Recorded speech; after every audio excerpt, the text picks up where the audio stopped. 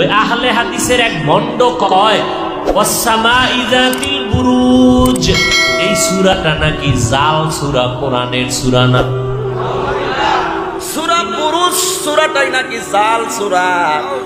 এই কোরআনের সূরা বুরুজটা জাল, হেরে গাল ফাটারে যতটা বাড়ি মারবা আকুলা বল ঠিক না।